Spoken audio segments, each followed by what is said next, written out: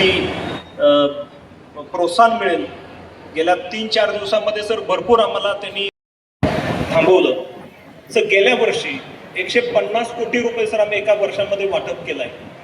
ह्या सगळ्या महिला ह्या आर्थिकदृष्ट्या सक्षम होण्याच्या सिंधू सरसला एक मोठं प्लॅटफॉर्म मिळालं सर याच्यामुळे।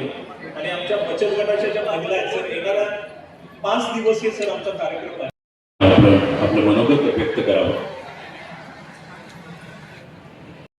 आपल्याला विनंती करतो आणि इथेच आपला आशीर्वाद घेऊन इथे थांबतो। जय हिंद, जय महाराष्ट्र। धन्यवाद साहेब।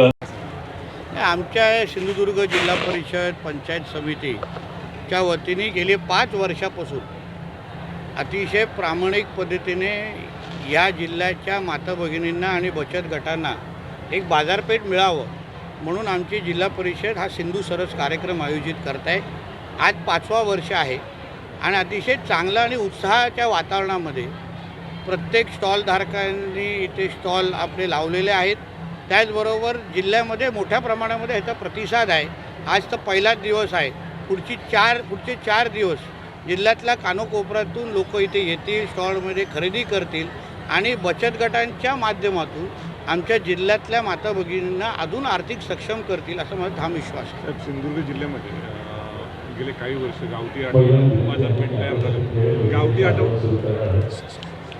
गावठी आठवडा बाजारपेठ प्रत्येक आता सुरू होईल ना। आमचे अध्यक्ष आहेत, आता पंचायत समिती सदस्य आले, सभापती आलेले आहेत। आता पहिल्यासारखे हे गावठी आठवडा बाजार असेल सगळं।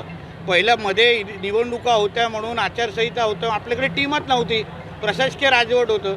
आता सगळे लोकप्रतिनिधी नेमून गेल्यानंतर आता पहिल्यासारखं सुरू होणार। मजबूत एक कायमस्वरूपी इमारत बांधण्यासाठी प्रयत्न असणार। आमची उमेद नावाचे जो मॉल येणार आहे त्याच्यामध्ये आम्ही गावठी आठवडा बाजार किंवा जे काय पदार्थ आहे त्यांनाही आम्ही जागा द्यायचं ठरवलेलं आहे। ठीक आहे, चला।